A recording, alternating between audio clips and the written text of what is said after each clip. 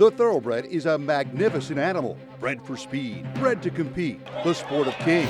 Wow, West Coast has it by 6. It's the all-new Let's Go Racing from Parx Casino and Racetrack.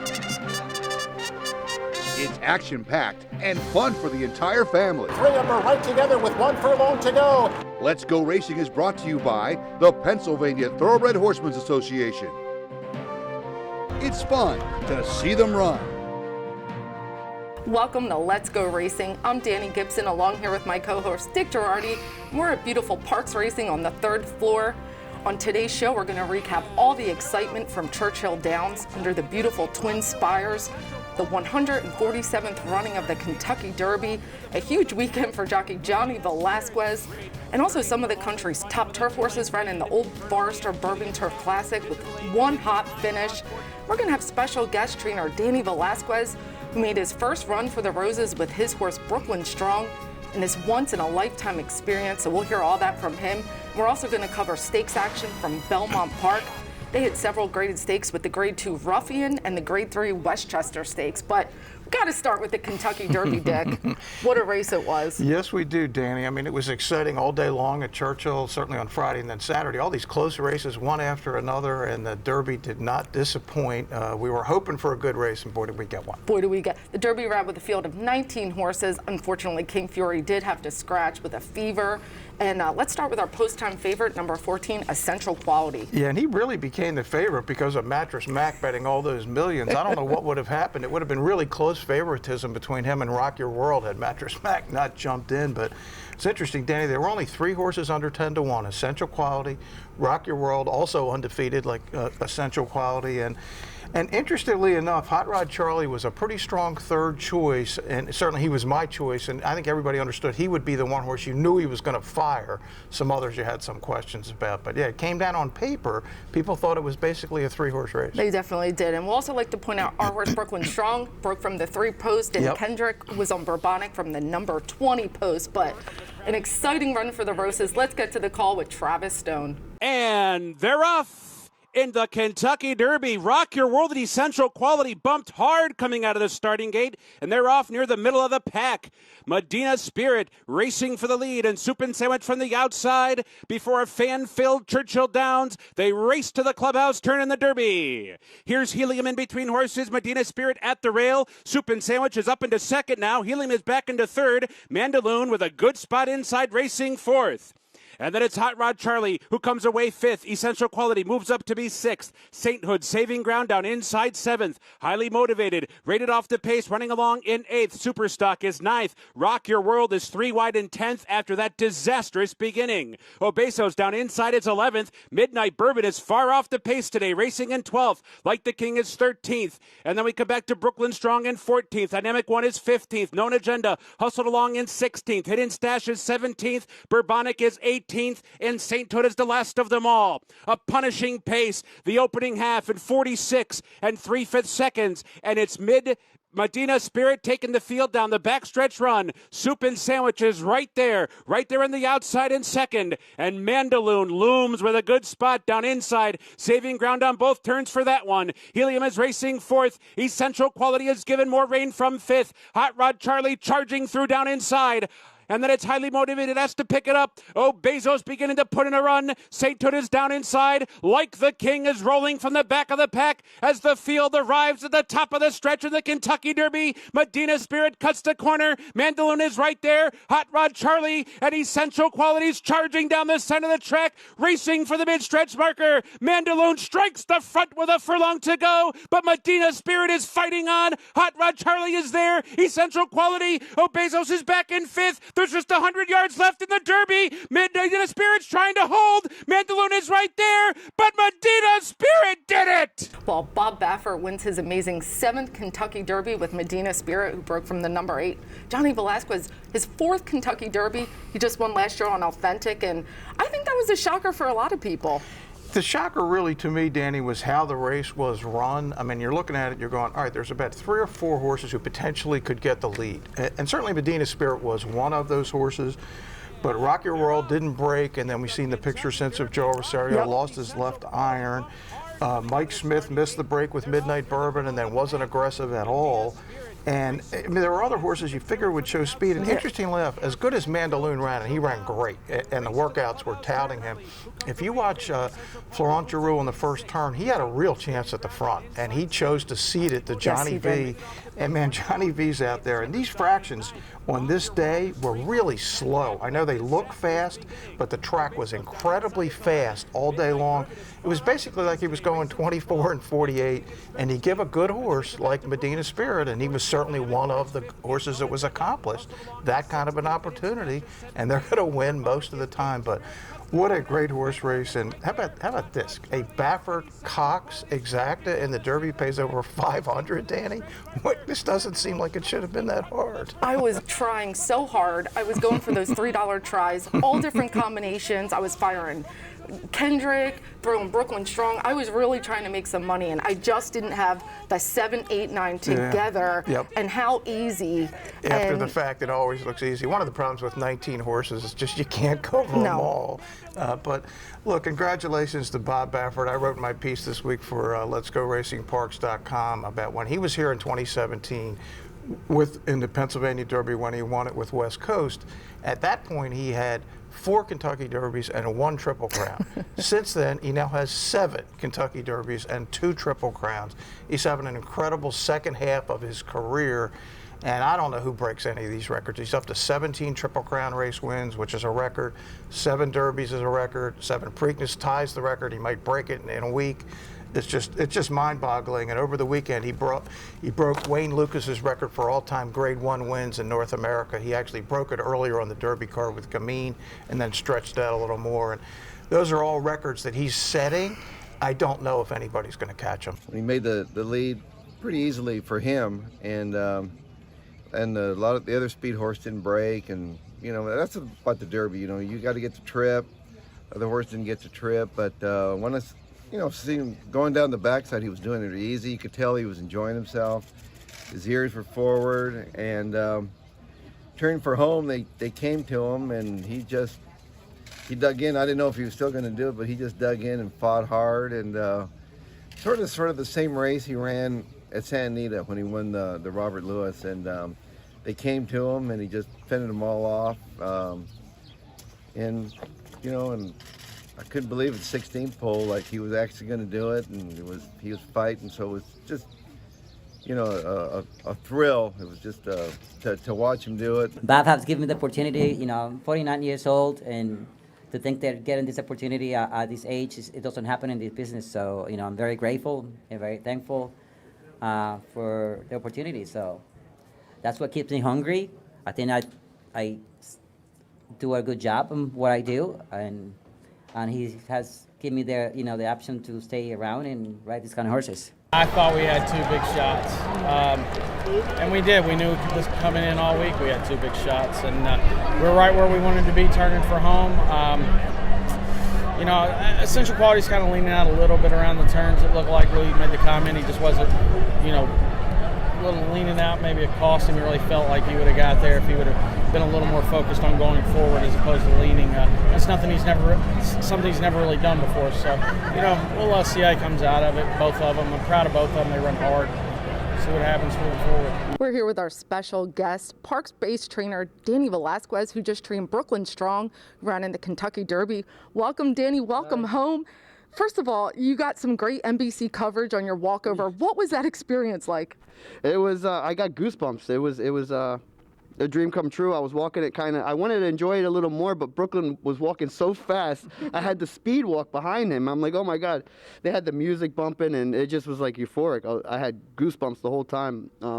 It went by so quick. It was like a blink of an eye. Next thing I know, I'm in the paddock, and next thing I know, the race is over. But yeah, it was a really cool experience, really. It was awesome to see your dad, Parx Racing Hall of Fame trainer Freddie VELAZQUEZ, in there with the saddling. How does this motivate you to be back next year with some of the best trainers in the world? Yeah. Obviously a huge step in your career. Yeah, I had a little moment with Todd Pletcher in there, and I tapped him on the shoulder. I said, hey, does this get any easier? And he looked at me and he said, no, this is one of the hardest races in the world to win and yet be in. So it doesn't get any easier. So motivation's there. I kind of got like the lay of the land now, and I kind of know what it takes to get there. So it was a really good experience. I know that now, kind of like with whatever future horse I have, I know like what to do how they treat you when you get there, what to expect as far as media and what to do. It's just good experience. Yeah, now hopefully next time, Danny, when you get another shot, your horse won't get sick on you. You won't have a track that closes. Like, really, the fact that you got there at all is kind of a miracle, given that you really didn't have any preparation time. The fact that we got there at all, and again, I really know in the bottom of my heart we could have been there with the points legitimately, but we missed the Gotham, we missed the Withers. We had only one crack with the Wood. I mean, we didn't get time to even, we could have made win. I'm not saying we would win all those races, but seconds, thirds, accumulate points and get there legitimately. So, at the bottom of my heart, I still felt like we were there legitimately. We had a good form to be in there, and I mean, we got in a funny way, but I'll take it. It was awesome. Such a thrill for all of us to root on you and Brooklyn Strong, and thank you so much for joining us. And time for our local race of the week. Our local race of the week is brought to you by the Pewter Stable. Check them out at pewterstable.com. Get on board and become an owner today with this great group. And our local race is Monday's 9th race, an allowance optional claiming race for the $41,000 purse. Only 2 horses in for the $50,000 claiming tag. Fillies and mares going 7 furlongs. And our post-time favorite is the #1 leader of the band for trainer John Servis with Frankie Pennington in the irons. Yeah, John Servis in 4 starts, Danny, a win, 2 seconds, the third. You love horses that are consistent. To me, it looked like a 2-horse race, and #4 gets our co-favorite, second choice favorite, 3-1, Love in Her Eyes for trainer Jamie Ness and jockey Ruben Silvera. Yeah, and Jamie's only winning at 31% at the meet this year. He's running away with the trainer standings. Again, he's got 54 wins as we head into May.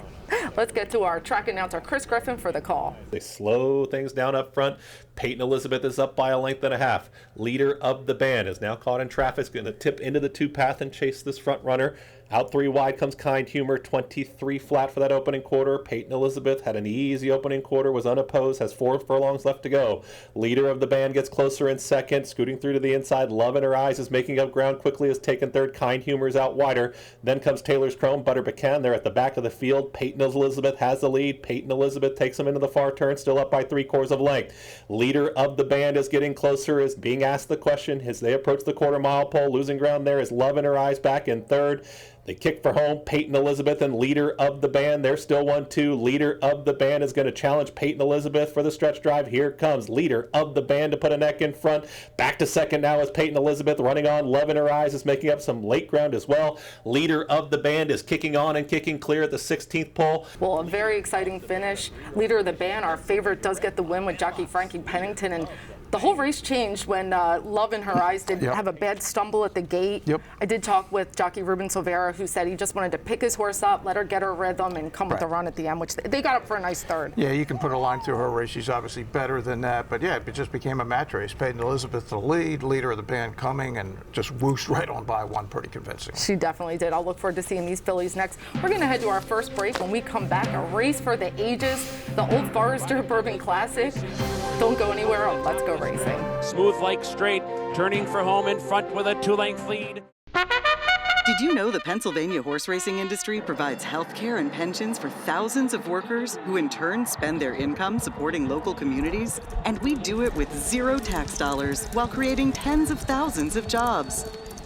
If you want action and you want it now, you got to get the new Parx Racing mobile app. Wager and watch thoroughbred and harness racing from around the world. With the Parx Racing mobile app, it's easy to open and fund your account. Then place your wagers and cheer on your horse as they thunder down the stretch. With the Parx Racing mobile app, you'll easily make withdrawal requests, view the previous day's replays and results. Plus, open any new account now, and you'll be automatically enrolled in the Parx Rewards program. The more you wager, the more you earn. Get the new Parx Racing mobile app and get in on the action. New to Pennsylvania, Tappett's most precocious son in the Mid-Atlantic, Tight 10, a brilliant graded 2-year-old and a 3/4 brother to the red-hot sire Constitution. Twice graded placed at 2, Tight 10 won his debut for fun, sired by America's 7-time leading sire Tappet, whose other sons include leading stallions Constitution, Frosted, Tapiture, Tapizar, the sire of the great Monomoy Girl. Tight 10 entered stud in 2021 at the introductory fee of $2,500 live foal. Jump on the Tappet train by booking your best mares to Tight 10 today.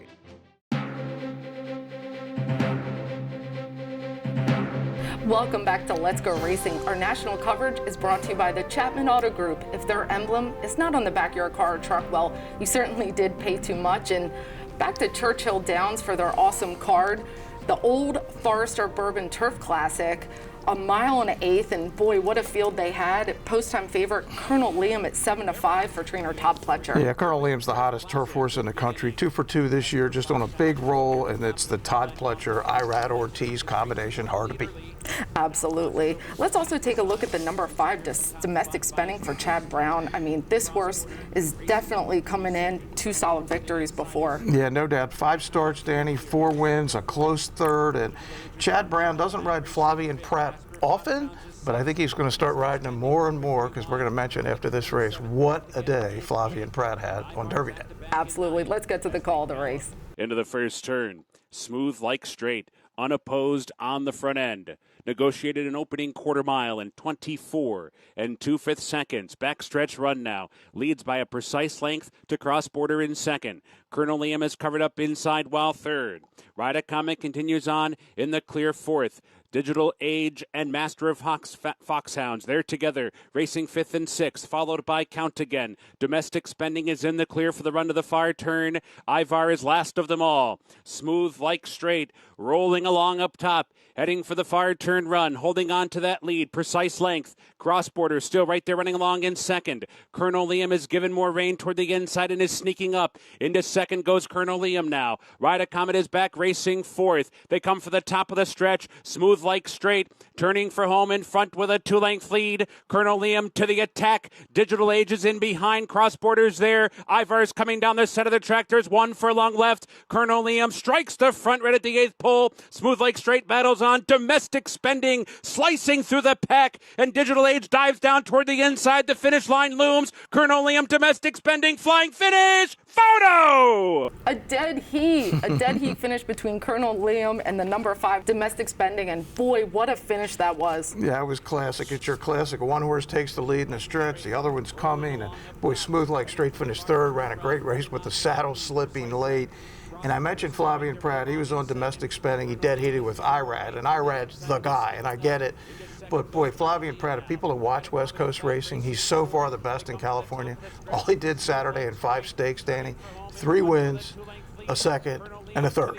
He was there all day long. This guy is brilliant, and he doesn't get bet yet like he's one of the top 2 or 3 jockeys in the country, but he is. He was so far back, covered up, just looking for room. Yep. Colonel Liam was just full of horse, and it opened up for him, but for him to get Domestic Spending up, that was quite something. Yeah. And I think everyone should keep Smooth like straight in their radar. Yes. For that saddle to slip, that just takes the horse and the jockey totally off balance. That horse ran a huge race to hang off for third. Yeah, and that's Umberto Rispoli rode, and my man Mike McCarthy, who's was Todd Pletcher's assistant for a long time, and obviously he's gone out to California and done pretty well for himself. Well, let's head to Belmont Park, the Grade 3 Westchester Stakes, going a mile for 4-year-olds and up, and our post-time favorite is Mr. Buff, 8-5, the cool New York bred. He is a cool New York bred, Danny. 44 lifetime starts, 17 wins, 8 seconds, 1.3 million, and this is an open stake. This isn't for New York breds, but Mr. Buff could compete at anywhere.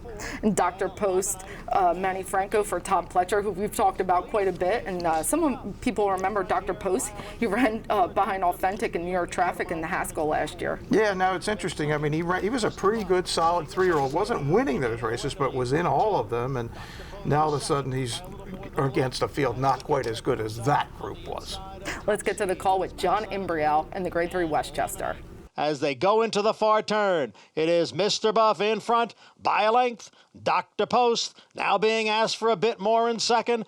The opening half mile in 48 seconds. Wicked Trick is down on the inside in third, then Backside of the Moon, followed by Top Seed and Limonite.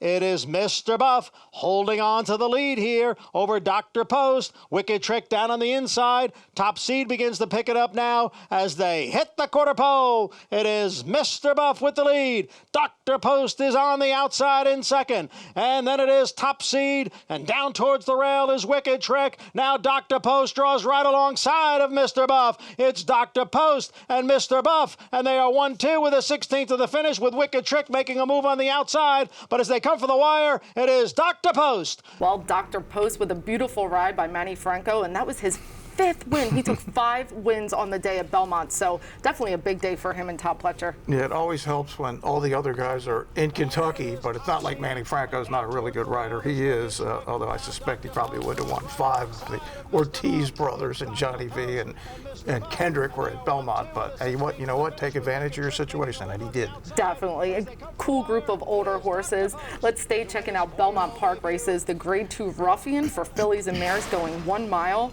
And let's start with favorite Lake Avenue. Bill Mott and Junior Alvarado gets them out. Yeah, Lake Avenue 6-5, Danny. 4 out of 9 lifetime. Just comes off a huge win in the Heavenly Prize, won by almost 7 lengths. There's 2 co-favorites, the number 1 and the number 3. Vault for our trainer Brad Cox is the one with Joel Rosario. And these guys, they're coming back after riding all day Saturday at Churchill to ride at Belmont Sunday, so just top athletes. My guess is they got on a private plane Saturday night and got back, or maybe early Sunday morning, I'm not sure which. But yeah, Brad Cox was certainly disappointed in the Derby. Both of his horses riding great, 2nd and 4th, but you know what, there's always another race, another day. Definitely. Here's the call of the Grade 2 Ruffian. They head for the half-mile pole. It's Gibberish, the leader here, 3/4 of a length. Lake Avenue on the outside in second. The opening half went in 47-1. Gibberish still leads. The lead's a half length. Lake Avenue now getting a bit closer on the outside. Water White is just in behind down towards the rail. Now our Super Freak makes a move into contention on the outside.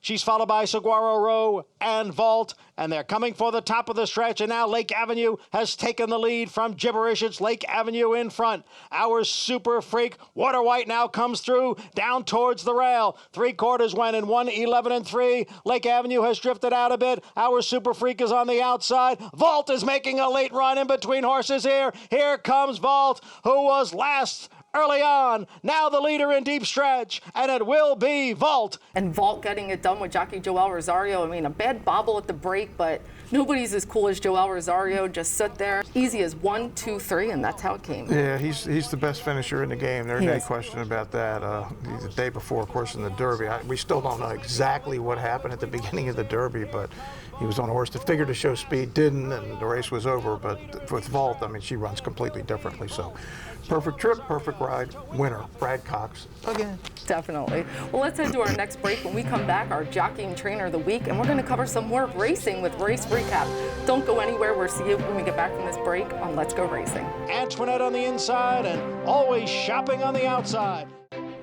Turning for Home is a nonprofit that has provided nearly 2,800 former racehorses with a safe retirement. The program was created through the foresight of the Pennsylvania Thoroughbred Horsemen's Association. We all love animals, and to give back to something that helps us so much, it's a great thing. Responding to the need for a better system that addressed the uncertain future for the retiring equine population at Parx Racing, the PTHA rallied horsemen to support the program. These horses can do anything from hunter jumpers to Western to therapeutic riding. Turning for Home became the first on-track retirement program at a year-round racetrack.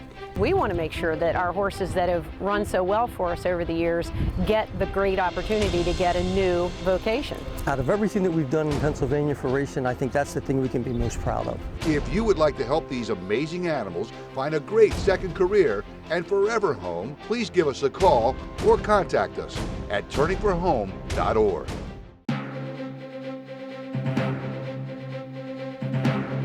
Welcome back to Let's Go Racing. Our jockey and trainer of the week is brought to you by Turning for Home, our racehorse retirement program right here at Parx Racing.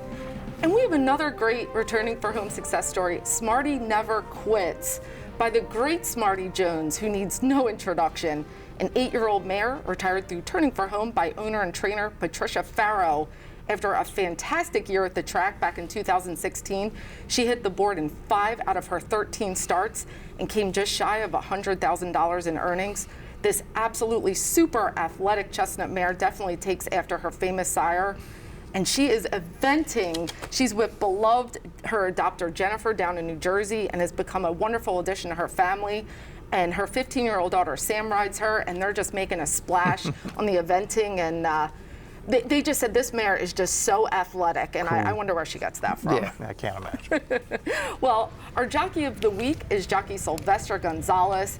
He's come back riding at top form again after an injury, and he had some amazing close finishes this week. And our trainer of the week is Joe Taylor, and boy, his barn's really heating up. He's had a couple of very nice solid wins this week, and we think we'll see more from the Joe Taylor barn. Time for a race recap in the Sheep's Head Bay, grade 2, a mile and 3/8 on the turf, and what better not than a beautiful Galileo bred horse to win? Yeah, no question. One is the Magic Attitude here, Danny. Dead last early, this 4-year-old filly, as you said, a daughter of Galileo, and it's just going to roll by the field of this stretch. Arnaud Delacour, source is owned by the Lale stable of Roy and Gretchen Jackson. Boy, it's hard to believe it was 15 years ago that Barbara won the Kentucky Derby, and still the best Derby performance I've ever seen live. And this was really impressive. Magic Attitude just rolling to a 3-length win. We're going to head to our final break. When we come back, news and notes. Don't go anywhere. We'll see you when we come back on Let's Go Racing. Looking to join the thrill and excitement of thoroughbred racehorse ownership? Pewter Stable can get you started. With more than 25 years of experience under the leadership of Greg and Kate DeMasi, Pewter Stable is one of the industry's leaders in racing partnerships, winning hundreds of races and millions of dollars at racetracks all over the Mid-Atlantic, including New York. No markup, no management fees, makes our partnerships unique and affordable. We are Pewter Stable. New to Pennsylvania, Tappett's most precocious son in the Mid-Atlantic, Tight 10, a brilliant graded 2-year-old and a 3/4 brother to the red-hot sire Constitution. Twice graded placed at 2, Tight 10 won his debut for fun, sired by America's 7-time leading sire Tappet, whose other sons include leading stallions Constitution, Frosted, Tapiture, Tapizar, the sire of the great Monomoy Girl. Tight 10 entered stud in 2021 at the introductory fee of $2,500 live full. Jump on the Tappet train by booking your best mares to Tight 10 today.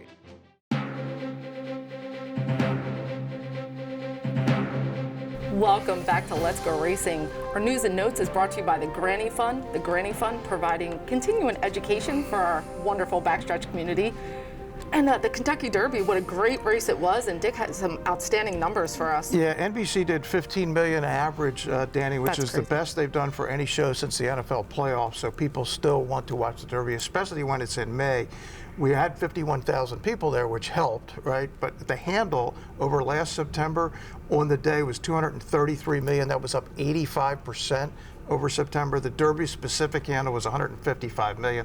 That was up 96%. So with the Derby back where it belongs, Exactly. The bettors showed up. It was just hard because it was Labor Day weekend and it just kind of got lost in the shuffle. Well, Dick, let's close out the show with a race from Santa Anita, a horse named after our very beloved Vince Papale. Yeah, of course, Invincible, the movie about Vince's career with the Eagles starring Mark Wahlberg. Nobody will ever remember. What a great guy and a great story. And here's Frank's call. Papale under a very calm Giovanni Franco leads a length and a half with a 16th to go. Mongolian Ford tries hard to come back. Papale, Mongolian Ford, Papale scores. Well, that wraps up our Kentucky Derby show. Come check us out at the track. We race Monday, Tuesday, and Wednesday. Parx Racing post time is 12:55. Thanks for joining us. We'll see you next week on Let's Go Racing.